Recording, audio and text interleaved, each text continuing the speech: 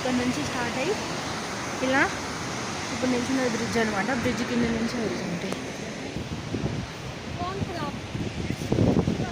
ఇలా మళ్ళీ బ్రిడ్జ్ కింద నుంచి అటువైపు వెళ్ళిపోయి అలకనందాలో కలిసిపోతుంది.